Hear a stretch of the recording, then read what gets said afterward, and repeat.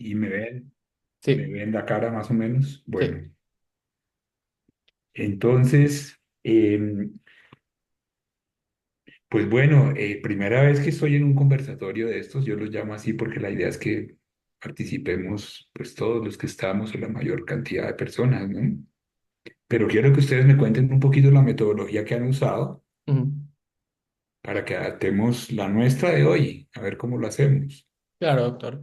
Entonces, generalmente lo que hacemos es que si no tienes ninguna consideración inicial, se hace la presentación y al final dejamos espacio para preguntas y si tú tienes algún tipo de como aporte y generalmente a veces se hace como conversación con eso y podemos discutir el tema y ahí nos llegan preguntas. Cualquier pregunta me la pueden mandar a mí o la pueden mandar en general o se la pueden mandar directamente al doctor y las podemos leer después. Bueno, y entonces, ¿cuántas personas hicieron la presentación o prepararon el tema? ¿O Ah, todos? la manera en la que generalmente lo hacemos es que Laura en este caso y Natalia son las dos personas que hicieron la presentación, pero hacemos un proceso previo desde el eje de academia y es que algunos de nosotros nos sentamos una noche después de haber leído el texto y nos ponemos a discutir, vemos su presentación y hacemos aportes como el lado académico o el lado también como de la presentación, como está estructurada también. Entonces ya algunos de nosotros ya también ya hemos leído eso, el capítulo del libro en este caso. Bueno, bueno. Entonces, ¿y tienen alguna presentación preparada? Imagino que sí, ¿no? Porque por lo que está en pantalla. Exacto, sí. Pues si quieren, les Em, parece bien, no sé qué dices tú. Tú sí, has el yo solo anfitrión, estoy ¿cierto? como representante de mesa. Santiago Yavigo le eh, dijo un... yo solo estoy como representante de mesa, generalmente yo los introduzco, pero entonces yo creo que lo mejor es que Laura Rojas Yepes, miembro de mesa directiva de octavo semestre, y Natalia Vaca de doceavo semestre, tomen como la palabra y discutan contigo. Entonces, Bueno, pero entonces damos chance de que quiera preguntar, interrumpa. O al Ok. final, prefieren las expositoras. Sí, pues doctor, la verdad, la idea es que esto sea fluido. Nosotros generalmente hacemos una charla, pero si usted quiere hacerlo con otra dinámica, también es posible. Arranquen Entonces, y vamos viendo cómo nos sale. listo, igual si alguien quiere participar, si alguien quiere preguntar, pues también todo es bienvenido, todos los aportes. Excelente. Eh, bueno, pues me presento, mi nombre es Natalia Vaca, soy estudiante de doceavo semestre de la carrera de medicina y pues en esta charla vamos a hablar de aparato psíquico. Por cuestiones de conectividad voy a apagar la cámara, pero pues igual ahí nos estamos comunicando, ¿listo? Con mi compañera Laura, que es de octavo semestre, pues les vamos a dar la charla de una aproximación al aparato psíquico. Sigue, Lau, por favor. Esta fue la bibliografía que utilizamos. Más que todo nos basamos en los libros de Brainsky, Weiss y Brenner y también en unos artículos que encontramos que hablan un poco y critican un poco la primera y la segunda tópica del juego. Sigue, por favor. Estos son los temas que vamos a manejar. Vamos a iniciar con definición, continuamos con historia, vamos en el tercer punto a hacer énfasis en unos conceptos claves. Después hablaremos del modelo topográfico, las funciones del aparato psíquico, el modelo estructural y los mecanismos de defensa. Como en el grupo de interés lo manejamos por bloques, todo lo que tiene que ver con el desarrollo psicosexual y otros temas que son pues, de psicoanálisis se van a hablar en otras charlas. En este nos vamos a enfocar en estos tópicos que ponemos aquí en pantalla. Sí, por favor. Entonces vamos a empezar con esta primera diapositiva que nos habla de la definición como tal del aparato psíquico. Primero que todo, tenemos que tener en cuenta que es un modelo para representar el funcionamiento psíquico. Digamos que la forma de plantearlo en un inicio fue siguiendo el modelo anatómico y fisiológico. ¿A qué me refiero con esto? Básicamente, que así como existe un aparato circulatorio y existe un aparato respiratorio, plantearon el aparato psíquico como para explicar el funcionamiento del ser humano. Está constituido por mecanismos, digamos que entrelazados entre ellos, con distintos elementos que se van a ir acoplando y oponiendo entre sí. Todo esto lo vamos a ir desarrollando, pero básicamente hay unos que van hacia el mismo lado y otros que se contraponen, como que es un movimiento, una dinámica continua y fluida. Adicionalmente, la construcción del aparato psíquico se va a dar de forma paulatina y va a ser cada vez más complejo a medida que la persona vaya creciendo y teniendo más experiencias. Sigue, por favor. Entonces, antes de empezar con la parte de historia, vamos a hablar un poco de lo que es la psicología dinámica. Una de las definiciones que se encontraba en los libros es que es el estudio del inconsciente con base en el psicoanálisis. Para esto tenemos que entender que generalmente se plantea al ser humano como una dicotomía. Entonces, por un lado está la visión un poco científica que trata de explicar todo de forma fisiológica, digamos un poco lo que hemos visto a lo largo de nuestra carrera en la medicina. Y también está la visión psicologista que niega como tal las bases biológicas de los procesos mentales y lo que dicen es que todo lo que define a un ser humano está dado por modelos sociales, cosas que son aprendidas. Sin embargo, a lo largo de, pues, de todo el estudio del psicoanálisis se plantea también que puede haber un intermedio entre lo psicológico y lo biológico y que por lo tanto las emociones van a tener un componente biológico y viceversa. Y aquí entra entonces todo el concepto de síndrome y cómo empezar a ver al ser humano de una forma un poco más completa y compleja al mismo tiempo. Sigue, por favor. Bueno, ahora teniendo esto en cuenta, vamos a hablar acerca de un personaje que es como el que más va a primar dentro de este concepto, que va a ser Sigmund Freud, que fue un médico neurólogo de origen judío que fue considerado el padre del psicoanálisis y una de las figuras más relevantes del siglo XX por esto mismo. Su interés científico inicial fue como investigador que se centró primero en el campo de la neurología y posteriormente fue derivando hacia la vertiente psicológica con las afecciones mentales que le empezaron a interesar bastante. Él estudió en París junto al neurólogo francés Jean-Martin Charcot las aplicaciones de la hipnosis en el tratamiento de la histeria específicamente. Y de vuelta a la ciudad de Viena, en Austria, y en colaboración con Joseph Breuer desarrollaron el método catártico. El método catártico es aquel que constituyó para Freud la técnica original, por decirlo así, y que era determinante del nacimiento de la psicoterapia psicoanalítica, que consistía en provocar un efecto terapéutico a través de la purga o descarga de afectos patógenos ligados a sucesos traumáticos a través de su educación. Paulatinamente, él empezó a reemplazar tanto la sugestión hipnótica como el método catártico por la asociación libre y la interpretación de los sueños. Y es a través del estudio de los síntomas histéricos que Freud empieza también a través de los sueños y actos fallidos, como por ejemplo el olvido de nombres propios, que empieza a plantear la existencia de fenómenos psíquicos conscientes y fenómenos psíquicos que estaban por fuera del alcance de la conciencia, es decir, en lo que posteriormente íbamos a empezar a conocer como el inconsciente. Y vamos a tener que ambos sistemas tienen sus propias características, funcionamiento y leyes. Para Freud, el análisis de los sueños constituía, por decirlo así, el mejor camino para conocer el funcionamiento del inconsciente y era el edificio, la estructura que nos iba a dar posteriormente nuestro aparato psíquico. Y él buscaba elaborar un modelo teórico que permitía un andamiaje para completar el funcionamiento del aparato psíquico, que van a ser los modelos que vamos a ver posteriormente.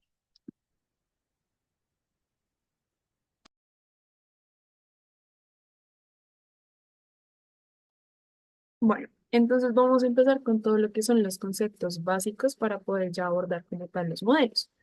Iniciando con el concepto de normalidad. Digamos que la normalidad es muy difícil de definir y realmente hay que tener en cuenta que es un concepto muy relativo. Esto más que todo dado porque hay que tener en cuenta un contexto histórico, siendo esto el espacio y el tiempo, es decir, no es lo mismo lo que es normal hoy a lo que era normal hace 3 siglos. Entonces, teniendo en cuenta esto, no es tan sencillo de definir y hay que tener en cuenta todo un contexto alrededor de este concepto. También hay que tener en cuenta que no es solo la ausencia de enfermedad. Si quieres dar el siguiente, ¿no? Entonces, para hablar de normalidad nos hablan de unos criterios. El primero es el criterio estadístico. Entonces, aquí lo que se refiere es que no siempre lo frecuente puede considerarse normal por más de que sea lo más común. Por ejemplo, es un ejemplo muy usado todo lo que tuvo que ver con el holocausto. Aunque esto era lo frecuente, aunque esto era lo que consideraban normal en ese momento, no significa que así lo fuera. Continúa, por favor. El segundo criterio es el normativo. Entonces, básicamente es hablar de juicios de valor. Entonces, lo que explicaban es que se eligen unos peritos o unas personas que sean expertos en esto, que van a valorar los límites entre lo que es normal o no normal, por así decirlo. Generalmente estos límites no están bien establecidos y son muy borrosos y realmente nada asegura que los peritos pues estén, digamos que sean criterios como tal de normalidad. Sigue, por favor. El tercer punto sería lo que es adaptativo y básicamente establece que un ser humano normal es capaz de equilibrar su mundo externo e interno y que puede armonizar sus necesidades no solo con sí mismo, sino también con toda la parte social. Sigue, por favor. Y el tercero es el creativo estético. Y como su nombre lo dice, básicamente es la capacidad de la persona de empezar a crear. Entonces, por ejemplo, en el momento en que se encuentra en algún problema, que sea capaz de encontrar soluciones, que también pueda ser capaz de reconstruirse en esas situaciones donde algo se ha dañado dentro de él, y también reconstruir sus relaciones con los demás. Importante tener en cuenta que para establecer la normalidad en salud mental se plantea la evolución de las capacidades de la persona y de que su potencial empieza a crecer. Es decir, que la persona, como les venía comentando, sea capaz de mejorarse y también mejorar su propio entorno. Sigue, por favor. S- Se define también lo que tiene que ver con la personalidad. Entonces, es importante que tengamos en cuenta que un ser humano que, por así decirlo, es sano, va a ser más auténtico, porque se hace una contraposición o una comparación con la patología en la que se dice que la enfermedad emocional va a empobrecer en ser. Entonces, a mayor sanidad, mayor riqueza, mayor madurez en su aparato psíquico y en su personalidad. Adicionalmente, se define la personalidad a través de diferentes factores. Uno de estos es, por ejemplo, la genética, que nos habla propiamente de la parte biológica de la unión entre el óvulo y la esperma, que es algo que la persona nace con eso y pues que realmente no es posible modificar directamente. También está la parte innata, que es la parte no genética, pero que aún así nace con el niño. Y también está la parte que es un poco más social, un poco más de la interacción con el medio y que es cómo se moldea a la persona a través del aprendizaje y de la identificación con lo que vive. Cuando una persona tiene una enfermedad mental, entonces, como les mencionaba, suele empobrecer el ser y en especial su aparato psíquico y la convierte en un ser más uniforme, lo priva como tal de su autonomía y pues es importante tener en cuenta que a pesar de que sucede esto, no significa que todas las personas vayan a enfermar de forma similar o idéntica. Otra cosa a tener en cuenta en esta diapositiva es el modelo de las relaciones.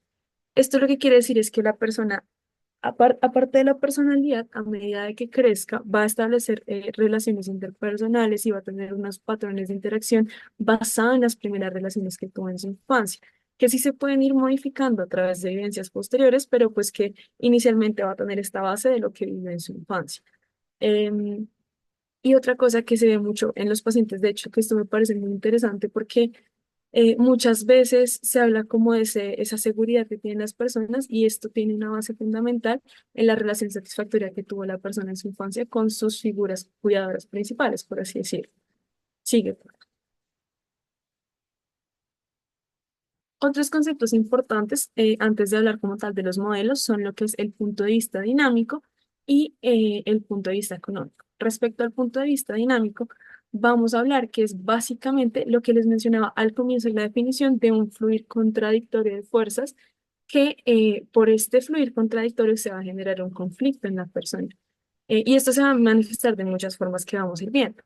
Adicionalmente, en este conflicto van a haber contenidos que no logran penetrar la conciencia a través de mecanismos como la represión, ya sea la represión primaria en los que no logran penetrar, perdón, o represión secundaria en los que sí logran penetrar, pero son expulsados de la conciencia por ser demasiado conflictivos. Y con estas ideas expulsadas de la conciencia, lo que va a suceder es que se van a asociar y forman como unas cositas que se llaman complejos autóctonos, que lo que son como constelaciones de los afectos reprimidos. ¿Qué pasa con estas cosas o con estas ideas reprimidas? Van al inconsciente y se van a manifestar a través de tics o sueños. Esto ya lo vamos a ir exponiendo poco a poco. Adicionalmente, es importante tener en cuenta en este punto de vista dinámico que la cantidad de excitación que la persona puede manejar va a ser recibida a través del polo perceptual. Va a ser percibida por un principio que se llama placer o displacer, que ya vamos a expandir, y a través de esto se van a generar las representaciones cosa y palabra. Y pues esto va a terminar en una acción o, como él lo dice, en un polo motor. Sigue, por favor. En cuanto al punto de vista económico, entonces ya tenemos, van muy de la mano, la verdad, y es importante tener en cuenta que, o bueno, yo esta parte lo entiendo más como si la moneda de cambio fuera la energía psíquica. Entonces, lo que nos establece es que hay unas magnitudes relativas de las fuerzas que, como les venía diciendo, entran en conflicto. Entonces está lo reprimido versus la represión. Síguela, por favor. Hay que tener en cuenta entonces, antes de empezar a hablar de los modelos, que el aparato psíquico está organizado de forma para que pueda liberar el exceso de estímulos, con el objetivo de tener una tensión cercana o igual a cero, y esto se conoce como el principio de constancia. Síguela. Entonces, recuerden que les estaba hablando de la energía psíquica. Bueno, básicamente esto se define como la magnitud del impulso que va a acompañar cualquier idea. Y ejemplos que hemos escuchado en múltiples ocasiones son como los que vemos ahí en la diapositiva. Entonces, por un lado está la libido, que nos habla como tal de la energía del instinto sexual. Otro ejemplo es el interés, que es la fuerza de los instintos del yo. O la catexia, que es la asociación de emoción con una idea o un objeto. Entonces, si se fijan, todo esto gira en torno a una energía y un movimiento que se encuentra en el aparato psíquico. Adicionalmente, otro principio que va a regir el aparato psíquico es el principio de placer y displacer, y lo que establece es que a mayor carga o mayor tensión me genere alguna idea, alguna sensación, alguna pulsión, me va a generar mayor displacer. Y por el contrario, a mayor descarga o menor tensión va a haber mayor placer. Entonces, tener en cuenta que el placer y este principio de placer-displacer suele ser el que guía los comportamientos de los bebés, de los niños y pues incluso de los adultos en muchos momentos. Em, y finalmente tenemos entonces el principio de realidad, que ya va a estar más relacionado con el proceso de pensamiento y la capacidad de la persona de esperar y aplazar, es decir, de no querer como saciar estas necesidades en un primer impulso, sino sí como analizar un poco más las cosas. Sigue, por favor. Aquí entonces podemos hablar de un ejemplo muy interesante que ponían en los textos y es la ansiedad. La ansiedad en el aparato psíquico muchas veces es representada como un conflicto y que éste parece provenir del mismo ser. Entonces, recordemos la definición que siempre hemos conocido de ansiedad, que va a ser una sensación de expectativa dolorosa frente a algo desconocido, pero que su naturaleza va a ser, se presiente, la persona la presiente y que pues esta ansiedad de por sí puede tener muchas manifestaciones. Lógicamente está toda la parte de salud mental, toda la sintomatología de la enfermedad como tal, pero también va a tener manifestaciones somáticas como la taquicardia, la disnea, diaforesis, etcétera. Entonces, ¿qué plantean? Que como esto proviene de un mismo ser y establece un conflicto, puede ser en muchos momentos patológico, pero también en otros no. Entonces empiezan a hablar de lo que se llama la angustia existencial, que de por sí existe en el hombre por contradicciones humanas, es decir, que puede llegar a no ser patológico, que muchas personas lo podemos experimentar, pero que la diferencia con una angustia neurótica va a ser la diferencia cuantitativa en cómo esto empieza a afectar la funcionalidad de la persona y a generar como un círculo vicioso en el comportamiento. Sigue, por favor. Entonces, ahora sí, vamos a entrar un poco en lo que son los modelos, ya teniendo en cuenta todos estos conceptos que hablábamos, de lo económico, lo dinámico, bueno, todo lo que hemos mencionado hasta el momento, los principios, etcétera. Entonces, vamos a tener en un primer lugar lo que es el modelo topográfico. ¿Por qué se creó este modelo topográfico? ¿Qué buscaban con el modelo topográfico? Básicamente, explicar la formación de síntomas y el abordaje que se les puede hacer a través del psicoanálisis. Sigue, por favor. Entonces, ¿cómo está compuesto? Vamos a tener que tener casi que tres eslabones principales. Está primero el inconsciente, que es, por así decirlo, lo más profundo. Es este lugar como virtual que existe en la persona, al cual no se puede acceder a través de la conciencia. Entonces, los contenidos que están allá no son conocidos por la persona. ¿Cómo sabemos de su existencia si no lo podemos ver, si no lo podemos tocar? ¿Cómo se come eso? Se sabe a través de sus manifestaciones.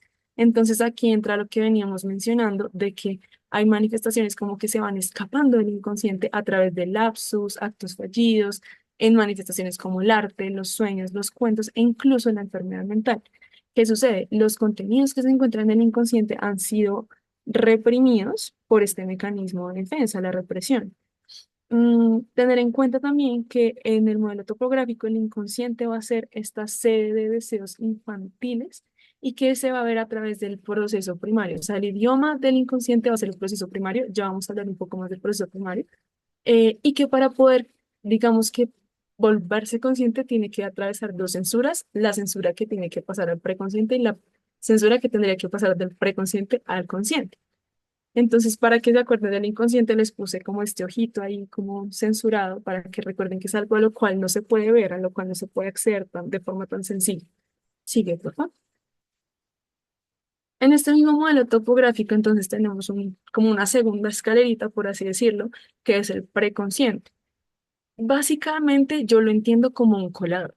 Entonces es como esta mallita protectora en la cual se va seleccionando todo lo que va a poder pasar del inconsciente al consciente. Entonces, el preconsciente es ese espacio también virtual que contiene ideas, afectos, fantasías, recuerdos, etcétera, que no se pueden alcanzar hasta vencer ese obstáculo precisamente.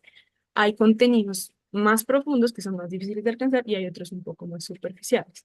Aquí entonces hablamos un poco de las representaciones palabra y cómo este es un vehículo para conocer o reprimir. Entonces, pues es básicamente lo que hemos mencionado ya, que va a ser el paso entre lo inconsciente y lo consciente. Sigue, por favor. Entonces, para que no se les olvide, el colador. Y finalmente tenemos como esta tercera parte que es el consciente. Entonces aquí lo representé como un muñequito mirándose al espejo, porque es básicamente lo que podemos conocer de forma espontánea, una persona en vigilia, y lo podemos captar a través de nuestra percepción, a través de una vivencia inmediata. Entonces no es algo a lo que yo tenga que trabajarle muchísimo para verlo, sino que simplemente está y es algo que puedo conocer. Y este va a estar gobernado por un proceso secundario, que recuerden, proceso primario y proceso secundario, tengan estos conceptos ahí en la cabeza porque ahorita lo vamos a desarrollar más. Entonces, lo que mencionaban en Brainsky más que todo, hablaban de cómo un sujeto sano tiene que tener una comunicación entre los sistemas permeables, sin embargo, se utilizan los mecanismos de defensa para permitir la adaptación madura de la persona y así se va a lograr equilibrar sus necesidades. Nos planteaban un ejemplo de la psicosis que me parece muy interesante, en la cual decían que en la psicosis lo que sucede es que estas barreras se rompen, entonces todos los contenidos del inconsciente empiezan a ser como a flotar, como a notarse un poco más y por eso es que se pueden dar algunos de los síntomas de la psicosis. Sigue, por favor. Bueno, ahora que ya tenemos claro lo que viene siendo ese modelo topográfico del inconsciente, preconsciente, inconsciente, podemos empezar a hablar de las funciones del aparato psíquico. En primer lugar, vamos a hablar del proceso primario y después del proceso secundario. El proceso primario, según Freud, se caracterizaba por el primer proceso de pensamiento, es decir, que era aquel en el que existía un principio de contradicción, en el que las cosas podían ser y no ser a la vez. Existían los impulsos más básicos de la vida y de la muerte que luchaban de manera constante y carecía de valoraciones morales normalmente. Es una energía que nunca se acaba y que tiende al placer y a la satisfacción de los deseos, es decir, que se rige por el principio de placer del que hablamos ahorita, en donde las magnitudes de estimulación buscan la descarga por el camino más corto, por decirlo de alguna manera, o más fácil, sin respetar las consideraciones de la realidad.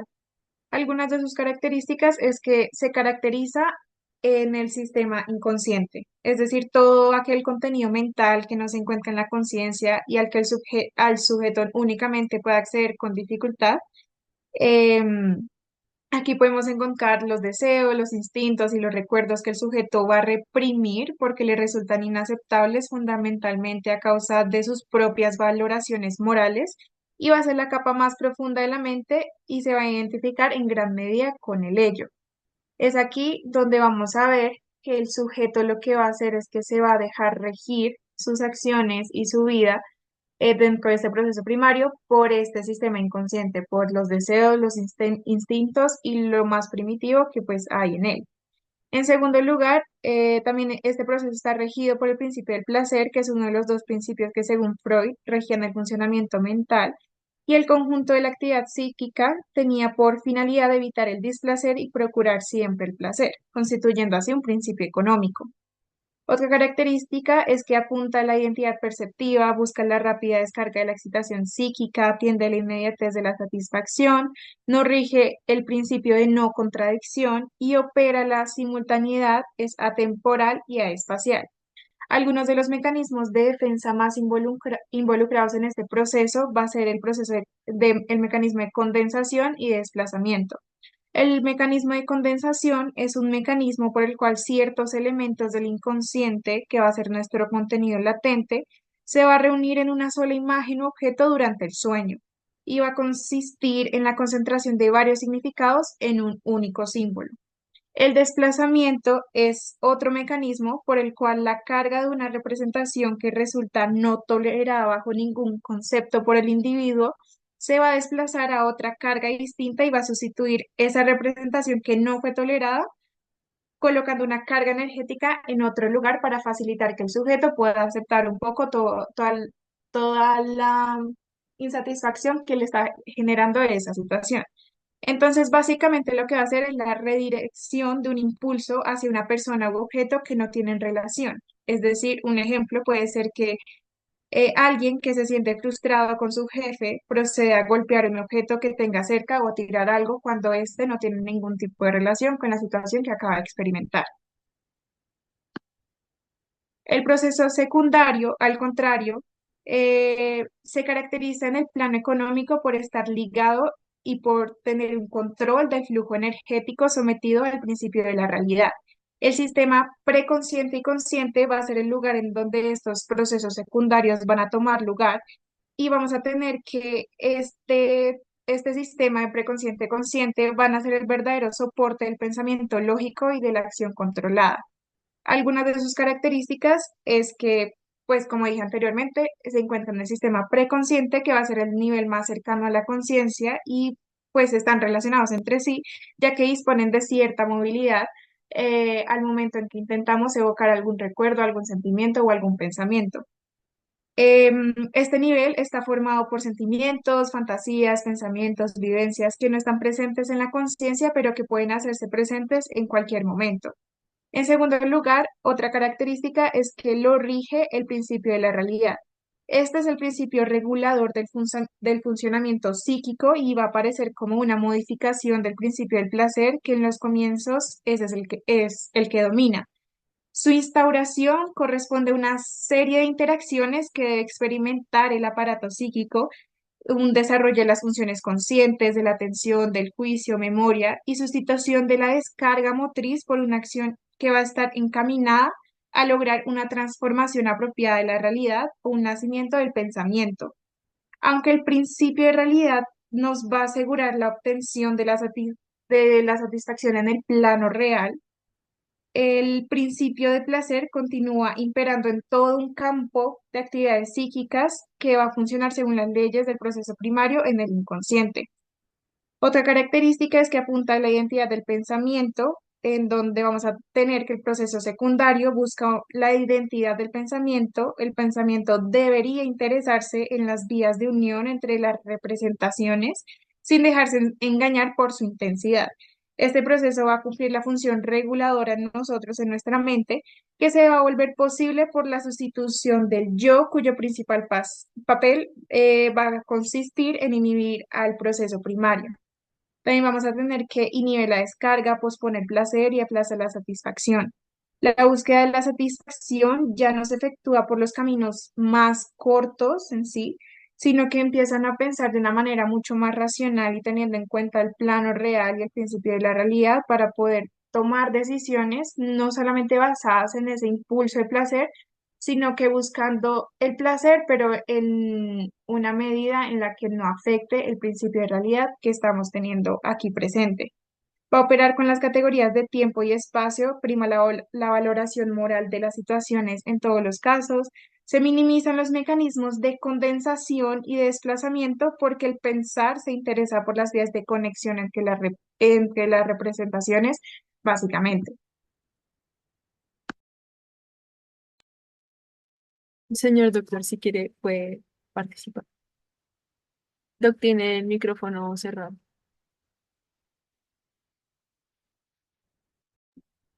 ¿Ya me escuchan? Sí, sí, señora, ahí lo escuchamos. Decía la presentación muy buena hasta ahora, solo quería agregar dos cosas que me parecen importantes. Y es que ambos son procesos de pensamiento, el primario y el secundario. Los describió Freud.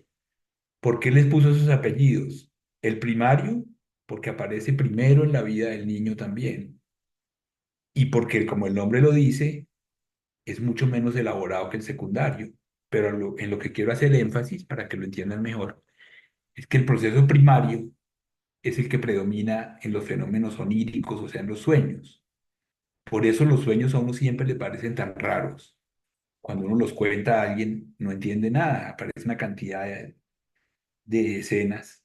Entonces, lo que quería enfatizar, vuelvo, insisto, es que el proceso primario se expresa fundamentalmente a través de imágenes visuales, como un cine, pero sin letreritas abajo, sin letricas, sin subtítulos.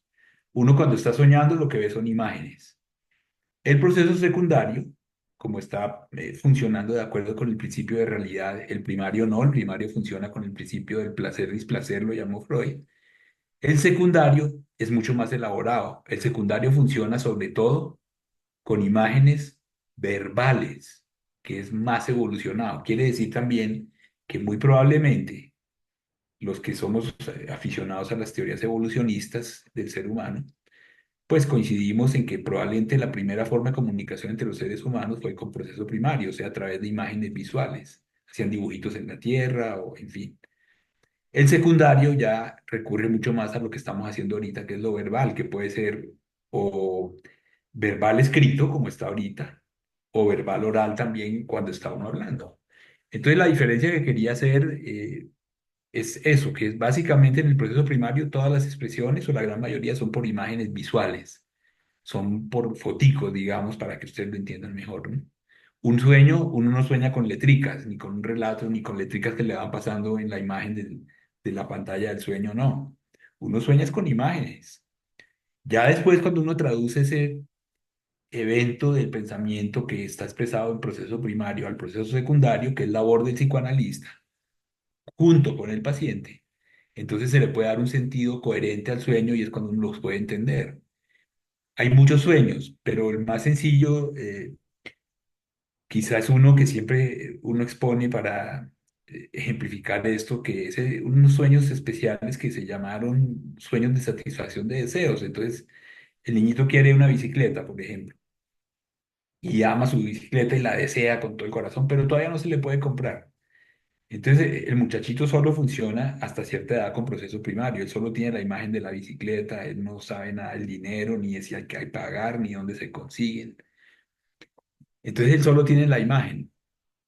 Como no le llega la satisfacción a partir del proceso secundario, o sea, de algo verbal o como una acción real en la vida, el muchachito por la noche puede hacer un sueño donde él se sueña, por eso se llama satisfacción de deseos, montando en la bicicleta. Pero él no entiende nada al día siguiente y dice, ay, ya compraron la bicicleta, yo sé que ya, porque él no diferencia mucho los sueños de la vida de vigilia.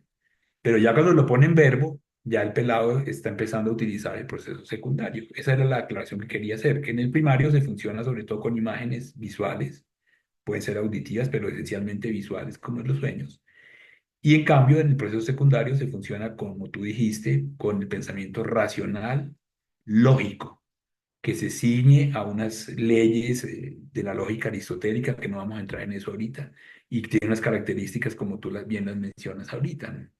Generalmente funcionamos con proceso secundario, pero eso no quiere decir que a veces pues sea grato también funcionar con proceso primario, ¿no? Cuando va uno a rumbear, pues uno no puede estar piense y piense, no, es sintiendo y con imágenes y luces y bueno, y si hay videos, en fin. Eso es lo que quería aclarar, gracias, sigamos. Vale, gracias, doctor. Listo. Entonces, continuando con la charla, pues tenemos lo que es el segundo modelo o el modelo estructural, o también conocido como segunda tópica de Freud.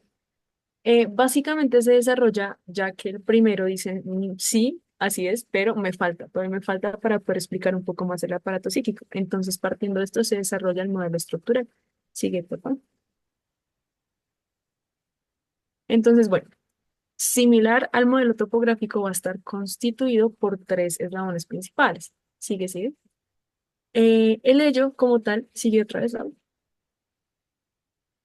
Listo. Entonces, el ello les puse ahí un leoncito para que recuerden que es nuestra parte más instintiva.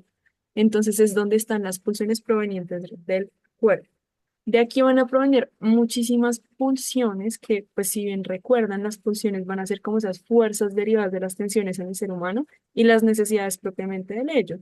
Es como esa energía psíquica, por así decirlo, que dirige la acción a un fin. Entonces, esto se puede entender de muchas formas. Desde la biología se entiende como patrones de conducta heredados, desde la psicología como lo que no puede modificarse por un aprendizaje, y desde el psicoanálisis puede verse también como la vida de estímulos internos o externos. Entonces, ¿qué sucede? Para poder explicarlo un poco mejor, en el ello se alberga todo lo instintivo. Esto quiere decir que es la parte biológica, la pulsión, lo animal, y va a tener una fuente y un fin. Entonces, en cuanto a la fuente, tenemos generalmente la víscera o la glándula. Entonces, por ejemplo, tengo estas ganas de orinar porque mi vejiga está distendida. Entonces, los receptores me indican que tengo la vejiga distendida y que necesito orinar. ¿Cuál va a ser el fin? La descarga que va a generar el cese de esa tensión displacentera. Entonces, al yo orinar, que es algo fisiológico, pues voy a obtener un placer. Este es básicamente el fin de esa pulsión. Llegar a lo que les mencionaba al comienzo de la tensión cercana a cero. Y la parentoriedad va a ser este concepto que nos habla de cómo todo el trabajo que genera esta energía psíquica en el aparato. Sigue, por favor. Entonces recuerden, el ello es todo lo instintivo, lo más animal, por así decirlo. Sin embargo, sí cabe diferenciar un poco que en el libro sí explicaban que no es un equivalente a los animales, que de todas maneras tenemos formas muy diferentes de funcionar. Sigue la U. Entonces, en cuanto al yo, entonces tenemos que va a ser esa parte como con la que la persona se identifica. Entonces, antes se conocía como lo que es la personalidad, lo consciente, pero a medida que se desarrolló el modelo estructural, se quita esta equivalencia a lo consciente y a la personalidad y se habla un poco más de la identificación. ¿Cómo lo podemos identificar? Perdón, ¿cómo lo podemos explicar? Como lo de la superficie, como la proyección que ejerce el aparato psíquico. Entonces es un poco más con lo que se identifica a la persona, un poco más de sus características, y va a ser esa modificación que se realiza al ello, que es lo más primitivo, por el contacto de la realidad. Es decir, el niño nace con un instinto muy desarrollado, sin embargo, a medida que empieza a tener contacto con la realidad, se empieza a modificar este ello y se empieza a generar el yo alrededor del hecho. Es como, por así decirlo, la periferia del hecho. Importante tener en cuenta que va a ser la sede de la representación palabra y del proceso secundario que les estaba explicando Lau y que el doctor también nos explicó, se va a regir ya por un principio de realidad, entonces el niño empieza a darse cuenta de que él no, pues hace parte de algo más, que no es solo un ser único en la vida y empieza a relacionarse un poquito más en el entorno. Y va a tener una función sintética entre lo que les mencionaba de las pulsiones, la realidad y el superyo. ¿Sigue Lau? ¿Sí? Entonces, bueno, aquí otras dos definiciones que me gustaría aclarar. Por un lado, el objeto, que sé que suena complejo, pero es la vivencia yoica de todo lo que es el no yo. Básicamente lo que no soy yo, es lo que está fuera de mí. Entonces hay que empezar a determinar este concepto porque la persona empieza a entender todo lo que es él y todo lo que no es él. Y asimismo, el drive es la excitación en respuesta al estímulo mediado por el yo. Es como ese impulso, por así decirlo. Sigue, por favor. Entonces recuerden, tenemos el león, que es el ello, tenemos el yo, que es ya como esa capa superficial del aparato psíquico, y tenemos también el super yo. El super yo es bien interesante, les puse ahí un juez porque es como esta parte, sigue, es como esa parte que se empieza a desarrollar a partir de esa relación con el mundo externo y empieza a ser como un juez interior. También se conoce como superego, sinónimos que podemos encontrar en nuestro día a día, es la conciencia moral o también el ideal de ese yo, el ideal de lo que yo debería hacer por las normas sociales. Entonces también realizan funciones de autocrítica, tiene que ver muchísimo con la autoestima y se manifiesta a través de las aspiraciones, las prohibiciones y la condena y la exigencia. Entonces, partiendo de este super yo, empieza a surgir lo que es el sentimiento de culpa y también la necesidad de castigo de forma inconsciente. Lo que han planteado es que tiene diferentes orígenes, estos tres que en la diapositiva se complementan. Entonces, por un lado está como todo lo que es lo heredado de la especie, y por otro lado está la transformación propiamente de la persona en el adulto y la herencia prehistórica. Como que el origen se ha catalogado en estos tres puntos. Sigue, por favor. Entonces, bueno, aquí es bien interesante porque pues hasta ahora hemos hablado de muchísimas cosas. En resumen y así como para que lo tengan en la cabeza, el aparato psíquico es como si fuera una cebolla, o sea, tiene muchísimas capas que se relacionan entre ellas. Y a su derecha de la diapositiva tenemos entonces cómo se relacionan. Esta imagen es súper bonita. Siempre la he visto como en las exposiciones y eso me parece muy chévere porque genera una relación entre estos dos modelos, entre el modelo topográfico y el modelo estructural. Y lo que plantea es todo lo consciente, todo lo que se ve que en parte es el yo y el super yo, y todo lo inconsciente, lo que no se veía, lo que es difícil, digamos que acceder, está en el inconsciente, y también está la parte del ello, el yo, el super yo, y el preconsciente, que sería como ese colador, que es por lo que tienen que atravesar los contenidos del inconsciente para poder ser conscientes. Em, sí, eso sería como el resumen así rápidamente. Bueno, y ahora para ir terminando, vamos a hablar acerca de los mecanismos de defensa que pueden tener, que tienen cierta relación con el aparato psíquico y la manera en la que nuestra mente se va a empezar a desarrollar y enfrentar determinadas situaciones. Entonces, vamos a empezar con la disociación. La disociación se refiere al mecanismo de defensa mediante el cual el inconsciente nos va a hacer olvidar energéticamente algunos eventos o pensamientos que serían muy dolorosos si les permitiéramos acceder a nuestro pensamiento consciente, es decir, de manera que si estuvieran en nuestra cabeza de manera constante. Tenemos también el mecanismo de defensa de proyección, que es el mecanismo por el cual el individuo proyecta sus propios sentimientos o ideas dolorosas hacia otras personas o cosas cercanas, pero que el individuo al mismo tiempo siente lejanas y que no tienen nada que ver con él o con la situación que está afrontando. Un ejemplo de esto puede ser una chica que odia, por decirlo así, a su compañera con la que vive, pero el super yo le dice que eso es inaceptable, que es inaceptable odiar a otra persona, odiar a la compañera con la que vive, por lo que ella decide de alguna manera resolver este problema pensando que es su compañera la que la odia a ella en lugar de lo que realmente era, que es que ella odia a su compañera. Tenemos otro mecanismo que es la negación, que se denomina así al fenómeno mediante el cual el individuo va a empezar a bloquear eventos externos para que no formen parte de la conciencia ni el pensamiento del día a día. Y por lo tanto va a tratar aspectos evidentes de la realidad como si no existieran. Por ejemplo, un fumador que niega que fumar puede provocar serios problemas para su salud, negando estos efectos nocivos del tabaco, él va a poder tolerar de mejor manera su hábito y de alguna manera naturalizándolo. Otro mecanismo de defensa es la racionalización. Este va a hacer referencia a sustituir una razón real que no es aceptable para el individuo por otra que le resulte un poco más aceptable. Es decir, que va a cambiar la perspectiva de la realidad a través de ofrecer una explicación diferente. Por ejemplo, una mujer se enamora de un hombre, inicia una relación y al cabo, pues a unos meses inician un noviazgo y el hombre decide terminar la relación porque considera que la mujer descuida mucho su aspecto físico y manejaba las situaciones complicadas dentro de la relación mediante berrinches, gritos o ignorándolo.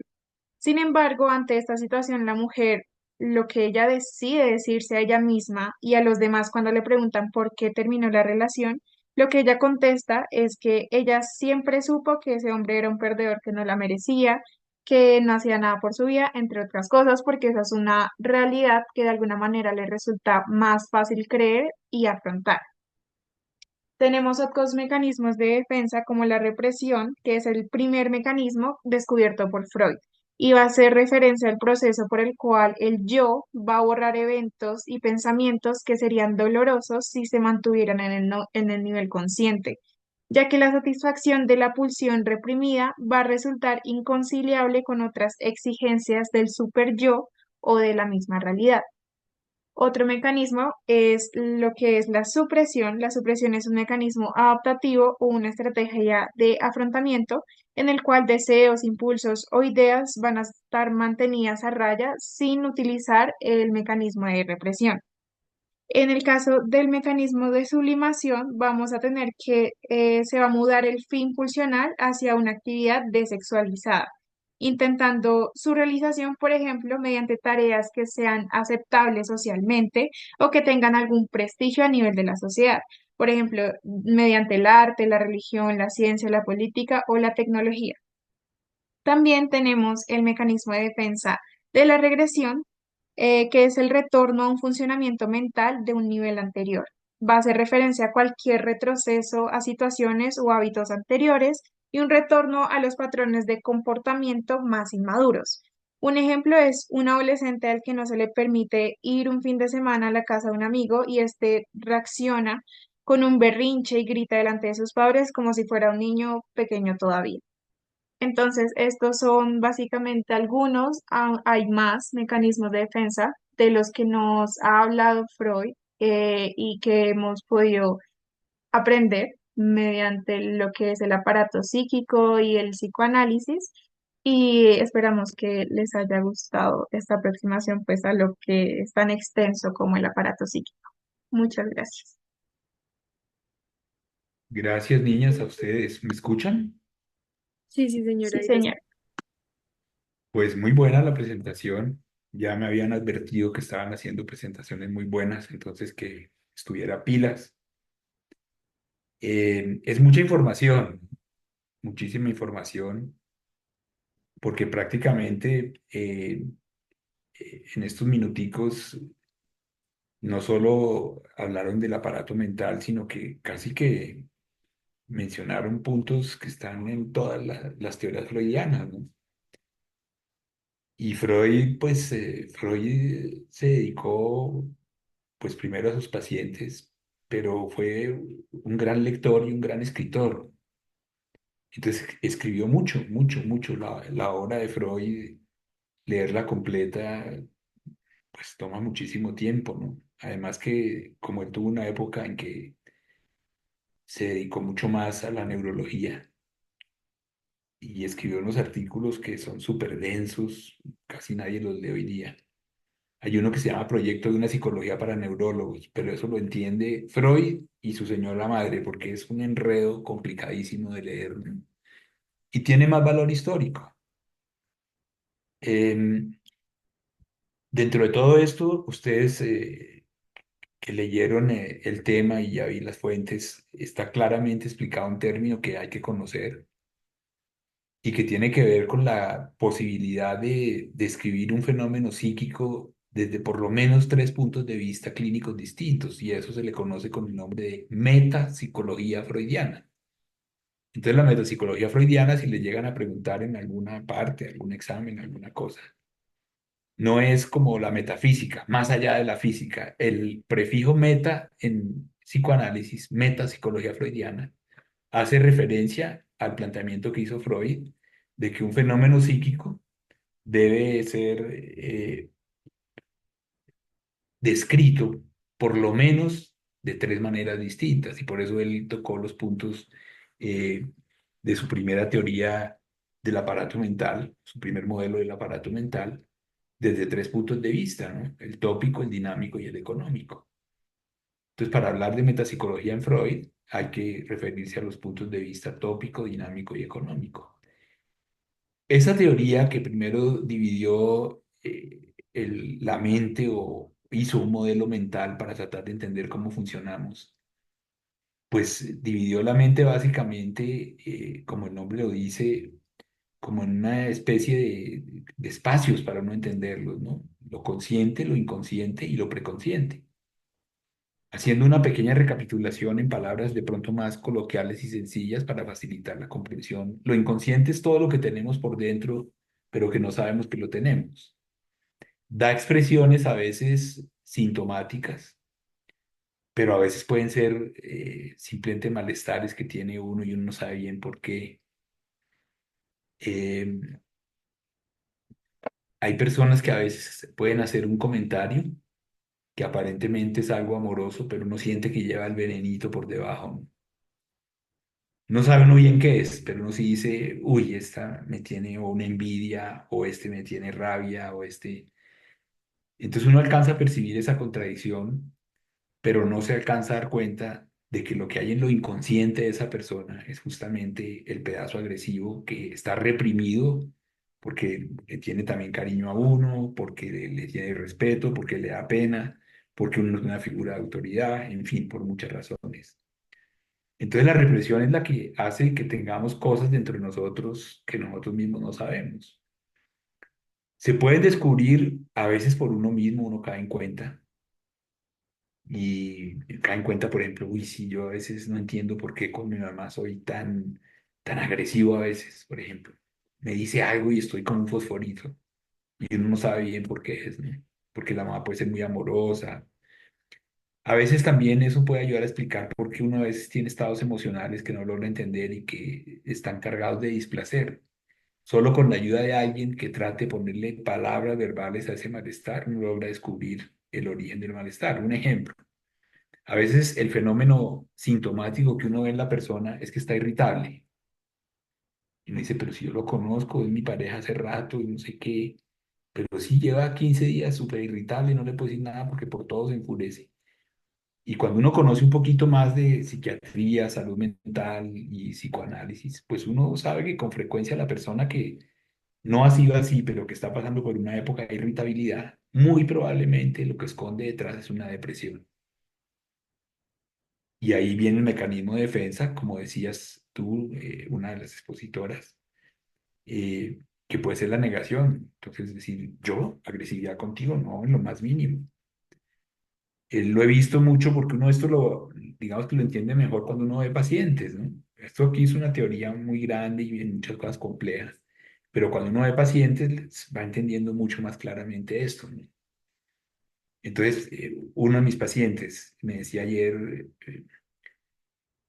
doctor, me he venido dando cuenta en el tratamiento, que son tratamientos largos además, que fulanito, que siempre ha sido mi mejor amigo, cada vez que abre la boca, me dice alguna cosa, pero siempre lleva un vainazo ahí, me echa alguna crítica, alguna censura. Y me he dado cuenta que siempre que se dirige a mí, yo no había percibido eso antes. Entonces yo creo que le voy a poner un poco de distancia porque me doy cuenta que no es tan buen amigo como yo pensaba. De eso les puedo dar millones de ejemplos en la clínica. Un último ejemplo para que sigamos adelante, porque la exposición es tan completa que no hay mucho por decir y los oigo después a ustedes si tienen preguntas. Un paciente hace muchos años va justo para su matrimonio, ¿no? O sea, el tipo se va a casar en el carro, va andando porque va tarde y de pronto un semáforo y el tipo frena en seco y para y se queda esperando ahí. No había mucho tráfico y el hombre esperando pero decía no puedo pasarme el semáforo y cuando se da cuenta el tipo y está parado en el semáforo en verde. Entonces, obviamente, la reflexión de eso es un tipo que supuestamente que va feliz a casarse y va de afán y va para la iglesia, porque sin darse cuenta, comillas, para el carro cuando el semáforo está en verde y después es que él cae en cuenta. Cuando viene a la cita conmigo me dice, yo no me he dado cuenta que el semáforo, yo juraba que estaba en rojo y paré porque confundí el verde con el rojo, no sé por qué. Obviamente era una llamada de atención que él no le puso cuidado de una cantidad de reparos que tenía él mismo para casarse, ¿no? El matrimonio después fracasó, obviamente, pero ese tipo de lapsus son los que le permiten a uno intuir la existencia de lo inconsciente. El último ejemplo que quiero darles son los lapsus que uno comete a veces hablando, ¿no? Entonces yo le voy a decir Natalia y le digo Laura Mariana, y me equivoco, porque estaba pensando era en Laura, no en Natalia. Y uno de esos errores, el otro se los cobra como si uno lo hiciera a propósito.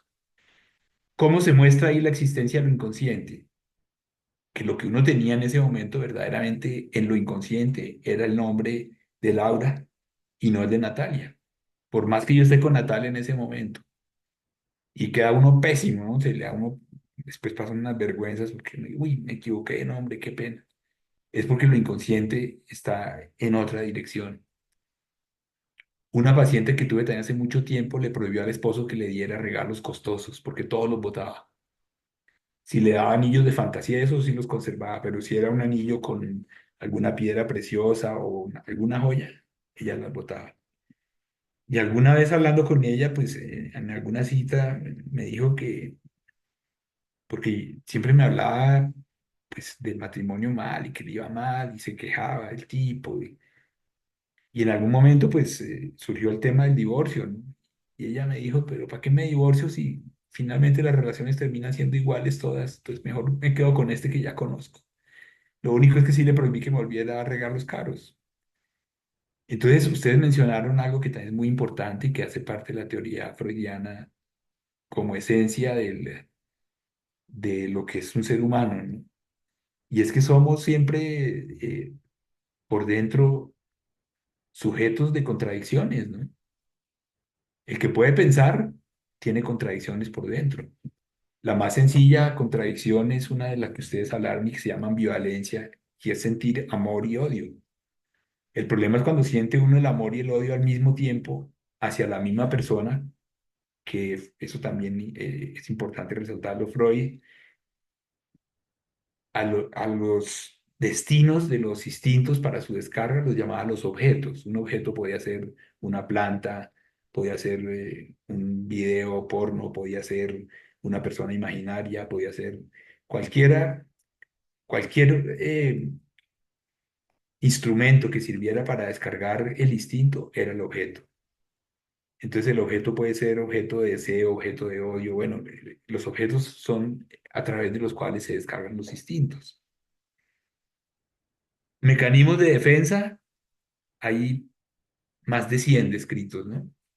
Los que estén interesados, quien tiene de pronto uno de los mejores libros sobre mecanismos de defensa fue justamente la hija de Freud, Ana Freud, que vivió con él hasta el final de la vida de Freud y fue una mujer muy reconocida también en el ámbito del psicoanálisis. Ella tiene un librito muy reconocido, fácil de entender, que se llama así, Los mecanismos de defensa, o El yo y los mecanismos de defensa, ¿no? Es asequible y es sencillo de entender para entender mejor eh, la dinámica de los mecanismos de defensa. En general se dice que los mecanismos de defensa son universales, son inconscientes, o sea que uno no se da cuenta que los está usando y son automáticos. Uno no escoge cuál va a usar, sino que distintos mecanismos de defensa cada persona los usa de diferente manera, ¿no? Hablaron de salud mental también. La gente más sana, y pues no seamos pretenciosos, sino con humildad incluyámonos todos en los más sanos, pues usamos una gama más amplia de mecanismos de defensa. Tenemos más recursos defensivos, usamos sublimación, negación, intelectualización, somatización. Como les digo, hay descritos más de 100 mecanismos de defensa diferentes, ¿no? ¿Para qué los usamos? Muchas veces para manejar la angustia. Eh, yo creo que sería eso lo que yo quería agregar. Me parece la presentación muy buena. Obviamente el tema es tan amplio, como les decía, pues si alguna vez les interesa esto y uno quiere formarse como psicoanalista, el camino es largo y hay que leer harto, ¿no? Es dispendioso. Hay que ser paciente un buen tiempo de psicoanálisis uno mismo también. Hay que tomar seminarios teóricos y hay que hacer supervisiones también con las personas de más experiencia, llevarles material de pacientes que uno atiende para que el entrenamiento sea basado en la mayor experiencia del profesor que le dice a uno las cosas que está haciendo bien o las que no. En fin, son las maneras que hay de hacer un entrenamiento en psicoanálisis, ¿no? Eh, Básicamente el trabajo como ustedes lo presentaron, creo que ilustra muy bien lo que Freud intentó hacer. Son modelos, ¿no? Los modelos los usamos para tratar de entender fenómenos que no son fácilmente comprensibles si no creamos los modelos. Porque si yo les digo a ustedes sistema gastrointestinal o sistema digestivo, pues ustedes tienen una concepción y si están en cirugía lo ven. Pero si yo les digo, pues, aparato mental, pues queda uno, es como lo mismo que si yo les digo, bueno, ¿quién ha visto un átomo alguna vez? No, hemos visto un átomo, ¿no? Pero en alguna época, eh, no quiero decir hace cuánto, porque hace ya muchos años, para entender el átomo nos tocaba hacer modelos con bolitas de ping-pong. Entonces las bolitas de ping-pong eran los electrones unos, los neutrones otros y los protones los otros. Y había que hacer con alambre el modelito, entonces se ponía un valor más grande como el núcleo y cada bolita de ping-pong. Pero eso no era el átomo, ¿no? Era un modelo que uno creaba para que la mente de uno pudiera entender cómo funcionaba eso. Entonces, como no había hasta Freud, creo yo, un modelo mental como tan riguroso, él a través de ver en sus pacientes y tratar de entender los síntomas de la histeria, se fue dando cuenta que había una parte de la mente, bueno, y usando la hipnosis y otras cosas que hacen parte de la historia, se dio cuenta que había una parte de la mente que además, como bien lo ilustraste, es la más grande que uno tiene, la que le maneja la conducta y es la parte inconsciente, la figura del iceberg, ¿no? Que es famosa porque Freud mismo la mencionó. Él decía que lo consciente es la puntica del iceberg que ve uno sobre el agua y que todo lo inconsciente, que es lo que nos manda en la vida y nos gobierna nuestra vida y nos lleva a escoger parejas y a hacer embarradas o a hacer aciertos, está en lo inconsciente, es la parte de abajo del agua, el aire, es lo que no se ve. Entonces, los psicoanalistas nos ocupamos de eso, de tratar de entender, cuando se puede, las motivaciones inconscientes de las personas para funcionar en la vida, ¿no? No nos interesamos tanto por las clasificaciones diagnósticas ni por ponerle el diagnóstico al paciente, sino como ustedes bien lo mostraron en la exposición también, nos interesamos mucho por otros aspectos, ¿no? Uno, la funcionalidad de la persona es muy importante, cómo funciona en la vida, ¿no? Cómo funciona en su trabajo, cómo funcionan las relaciones, es fundamental, porque de los vínculos que uno tenga, pues depende de la persona que uno es. Yo hoy día lo sintetizo de una manera bastante más, creo que simple y básica de lo que ustedes lo hicieron, porque la presentación tiene que ser como ustedes la hicieron, pero de forma más básica, pues lo que uno puede plantear es que uno es resultado, siendo muy, muy, muy simplista, de la mamá que le tocó, porque uno no la escoge, obviamente de la familia que le tocó, que tampoco la escoge uno. No es lo mismo una familia donde hay mamá y papá y se llevan re mal, a donde hay solo mamá, pero todos se llevan bien, o una familia donde hay mamá y papá, pero el papá nunca aparece, o el papá no te reconoció nunca. Eso genera distintas estructuras del psiquismo. Y el otro factor que yo creo que es fundamental más adelantico en la vida es la vida escolar, ¿no? Ahí, entonces estaría uno determinado por factores básicos, uno que ustedes mencionaron, que es el genético, bueno, lo innato, que también lo mencionaron. Eso, aunque ya se puede modificar por ahora, hay cosas éticas en que no modificamos eso, ni esperemos no hacerlo en mucho tiempo. Entonces el bebé termina con toda esa carga llegando a este mundo y desde ahí empieza a ejercer la mamá, que es el ser que lo recibe por cosas fisiológicas también, inicialmente, sí, porque lo ha tenido dentro del cuerpo de ella 9 meses. Entonces tienen una relación ustedes, las mujeres, distintas con los bebés que nosotros los hombres, porque el bebé salió del cuerpo de ustedes, nosotros no. Entonces, para la mujer, el bebé es una realidad psicológica innegable. Para el hombre es una idea, ¿no? Le dicen a uno, ese es su bebé. Y dice, pues sí, debe ser, ¿no?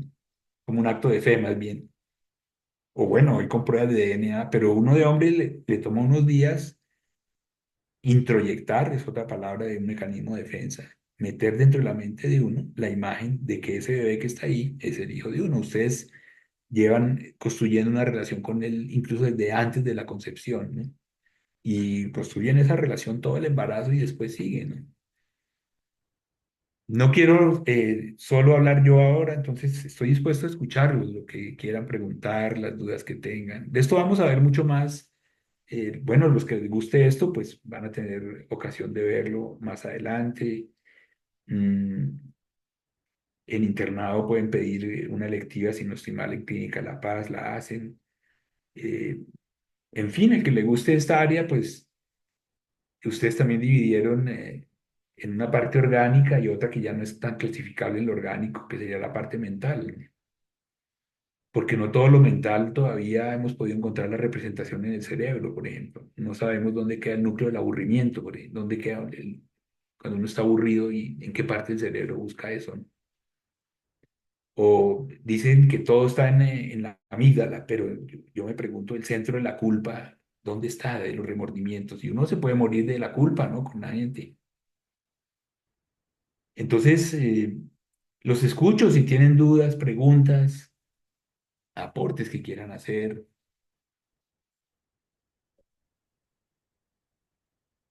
Las expositoras quedaron conformes con la exposición que hicieron.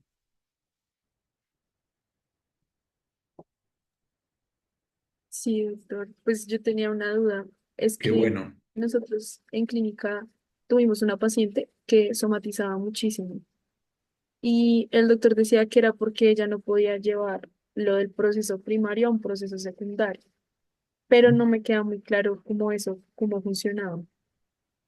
Porque fíjate que si lo está somatizando, es porque solo a través de un proceso de psicoterapia es posible que ella logre procesarlo a través del pensamiento. Porque la somatización también es inconsciente. Tú no dices, me voy a producir estas ronchas de eritema aquí, de eczema en la piel, pues no. Pero sí hay factores inconscientes que determinan muchas de las enfermedades, ¿no? Por no decir todas, toda enfermedad es psicosomática. Bien sea porque arranca en el cuerpo y afecta el psiquismo o al revés, porque el psiquismo, no sé si conocen, por ejemplo, sigue habiendo úlceras por estrés, ¿no? Úlceras gástricas por estrés. Nosotros lo veíamos mucho en pacientes de cirugía eh, que hacen unas gastritis terribles por puro estrés, que es la angustia. Tú mencionaste también, ustedes mencionan también la angustia, tema que Freud también le dedicó mucho, mucho tiempo a tratar de entender mejor y a trabajar, ¿no? Con la angustia. O sea, se refería más como al ponerle, o sea, en el proceso secundario, ponerle la palabra Sí, al, porque mientras tú estás somatizando ni siquiera te das cuenta, ¿no? Fíjate, por ejemplo, la primera somatización, la más frecuente que uno hace cuando está cansado, ¿dónde le duele generalmente? ¿Cuál es la parte del cuerpo que le duele cuando uno dice, uy, estoy rematado hoy de cansancio? la cabeza, ¿no? Sí, los músculos de la nuca, básicamente, ¿no? Las famosas cefaleas tensionales de los neurólogos. Pero hay gente que somatiza, pueden somatizar en cualquier sistema del cuerpo. Con el COVID, por ejemplo, la cantidad de somatizaciones que había era, pero era difícil porque uno no sabía si el COVID producía eso o no. Entonces había gente que se le nublaba la visión y entonces decían es por el COVID y después entonces decían no, el COVID no da eso. Entonces uno somatiza lo que no puede verbalizar definitivamente. Las angustias que no puede, el día que uno las verbaliza se alivia muchísimo. Pero hay cosas que en la intimidad a todos nos cuesta muchísimo trabajo hablar. Por eso existe la relación con el psicoanalista que se construye con el tiempo. Y es una persona que lo escucha a uno con neutralidad, sin juicios de valor, y lo ayuda a entenderse a uno mismo y a comprenderse mejor. Entonces, sí, tienes toda la razón en lo que dices, ¿no? El mecanismo de defensa surge también para protegerlo a uno mismo, ¿no? Pero a la vez puede agravar los síntomas también. Listo, gracias. ¿Alguien más?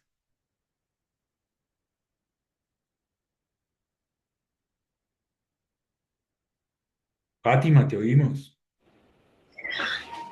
Perdón, yo tengo una pregunta.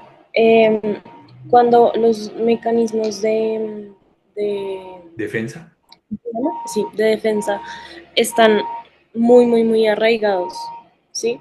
Digamos, por ejemplo, el de la disociación, digamos que viene de un tema de infancia muy fuerte, etcétera, está súper arraigado. O sea, realmente por medio del psicoanálisis sí es posible desaprenderlos, o sea, como sinceramente sí es posible, o sea, sí sucede. Pues es que no podemos hablar de que sean solo aprendidos, ¿no? Si decimos que son automáticos, inconscientes y universales, es porque la persona ni siquiera se da cuenta que los está usando. O sea, la persona que se disocia no se da cuenta que está disociada. Puede que después, cuando se, se vuelve a integrar, digamos, y la disociación desaparece, entonces puede que haya pedazos de amnesia de todo lo que pasó mientras estaba disociada, o puede que recuerde por pedazos nomás, ¿no? Entonces, tu pregunta es si con un proceso psicoanalítico eso se puede mejorar. Depende de la persona, depende del proceso, depende de la pareja que hagan las dos personas, pero sí, definitivamente, pues con medicamentos no es. Nos queda el recurso de la psicoterapia y la psicoterapia por excelencia que por lo menos en este departamento eh, ha sido lo que nos ha caracterizado siempre, es que muchos estamos pegados del modelo psicoanalítico, hemos hecho el entrenamiento en psicoanálisis. Entonces, cuando tú inicias un proceso psicoanalítico, hay cosas que definitivamente cambian y uno a veces ni se da cuenta cómo, pero cambian. Uno dice, me siento diferente. Otras que uno se está dando cuenta y uno puede con un esfuerzo adicional ayudar a cambiar si uno quiere cambiarlas. Y otras que son imposibles de cambiar, pero cuando uno las entiende por lo menos es más fácil aceptarlas. Decir, no, pues es que yo eso no lo puedo cambiar, he tratado, pero así soy. La cosa estructural de uno, yo creo que es muy difícil cambiarla, ¿no? Los cimientos. Pero hay otras cosas que sí en un proceso psicoanalítico las personas logran mejorar muchísimo. Aspectos de las relaciones interpersonales, de su autoestima, muchas de las cosas que ustedes mencionaron. Pero no hay que tampoco idealizar el psicoanálisis, que es la panacea y que sirve para todo y que todo el mundo se mejora, ¿no? Hay gente, como todo en medicina, ¿no? Hay gente a la que no le funciona porque no tienen capacidad de vincularse con el otro. Y uno como psicoanalista sí necesita que el paciente se vincule con uno. Entonces, eso sería un poco, más que desaprender, es entender por qué se dio el fenómeno a través de la historia de esa persona y que la persona misma puede ir resolviendo y lo va dejando de lado porque puede utilizar otros mecanismos de defensa mucho más evolucionados y más sofisticados, ¿no? La disociación es bastante primaria. ¿Alguna pregunta más? Es que por el tiempo me afana un poquito. Entonces yo tengo otra pregunta. Claro, Eh, dale. a través de la psicoterapia y el psicoanálisis, o sea, ¿existe la posibilidad de que todo el inconsciente se vuelva consciente? ¿O eso es completamente imposible? O sea, que todos los contenidos del inconsciente pasen al consciente. Todo, tal vez sí es imposible, pero uno sí ve que la represión, que es lo que mantiene los contenidos en la inconsciente o en la inconsciente como debe ser normalmente. En los pacientes psicóticos o que hacen cuadros esquizofrénicos agudos, la represión se diluye o cuando la persona está con tragos. ¿Qué se le sale al borracho de adentro? Pues lo que tiene de verdad por dentro, todo lo reprimido, todo lo inconsciente. Pero uno no puede decir que el que vio borracho y la embarró borracho, pues ahí se le salió todo lo inconsciente, sigue habiendo cosas reprimidas, ¿no? Una prueba de eso, de pronto, con una evidencia más robusta, es que de la vida infantil no recordamos sino escenas muy puntuales, ¿no? Y Freud la describió así, la amnesia infantil, que se produce por la represión, porque uno de los recuerdos de la vida infantil, la gran mayoría se reprimen. Es decir, de los 9 años o 10 para atrás nos acordamos de escenas puntuales de, pero hay muchos episodios que se nos borran, ¿no? ¿Por qué? Porque sucumben a la represión. Si uno está en un proceso de psicoanálisis, puede recordar muchas cosas de la niñez y llegar incluso a épocas, incluso preverbales, ¿no? Con sensaciones físicas que se pueden traducir a lo verbal con ayuda del psicoanalista. Es decir, si uno inicia un proceso de psicoanálisis y se compromete y se entiende con el psicoanalista, puede estar seguro de que muchas cosas que a uno le generan mucha angustia y sufrimiento se alivian, eso sí. Otras no, pero sí es un método que ayuda eh, a que uno viva más tranquilo, que ese es el objetivo finalmente, ¿no? Con uno mismo. Y si uno vive más tranquilo con uno mismo, pues irradia eso en los demás también, la tranquilidad, la calma interior. Listo, muchas gracias. No, Natalia, a ti. Pues un gusto, muchachos, de verdad que pues no me habían invitado antes, sé que esto es labor de los jefes de nuestro departamento y los coordinadores que se han puesto, y de ustedes, obviamente. Eh, Porque, bueno, es grato siempre compartir con ustedes y en escenarios distintos, ¿no? No solo clases magistrales y rotaciones.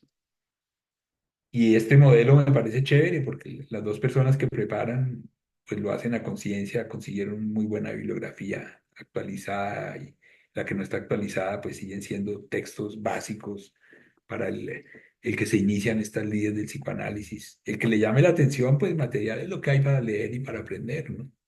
Y psicoanalistas en el departamento, pues estamos varios, ¿no? Que pues, podemos ayudarles en cualquier duda que tengan, en cualquier momento. Pues muchas Muchísimas gracias gracias, por la doctor. invitación. A ustedes, mil gracias. A usted, Gracias, muchas gracias. Una buena noche para todos y hasta una próxima ocasión. Gracias. Gracias, doctor. Chao. Gracias.